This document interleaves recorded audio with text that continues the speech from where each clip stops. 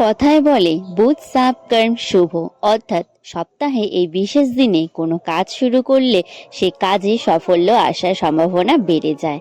কারণ এই সপ্তাহে এই বিশেষ দিনে গণেশ ঠাকুর এবং শ্রীকৃষ্ণ প্রভাব এত বেশি মাত্রায় থাকে যে সবারই মঙ্গল হয়।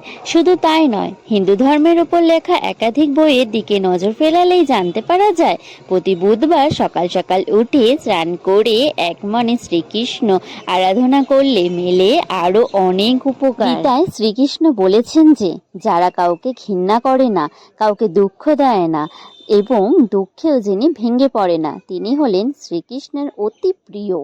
গীতায় বলা রয়েছে, যার মনে ঈর্ষা অহংকার থাকে তার পতন অবশ্যম্ভাবী। এই মানুষদের কখনো পছন্দ করে না ভগবান শ্রীকৃষ্ণ। এইসব খারাপ বৈশিষ্ট্য এই মানুষের পতন পথে টেনে নিয়ে যাবে। শ্রীকৃষ্ণ আরো বলেছেন যে যদি কোনো ব্যক্তি আপনাকে দুঃখ দেন তাকে বিরক্ত করবেন না বা তার সঙ্গে খারাপ ব্যবহারও করবেন না। হাসি মুখে এইসব মানুষদের থেকে দূরে সরে যান, তাহলেই আপনার পাশে থাকবে ভগবান শ্রীকৃষ্ণ।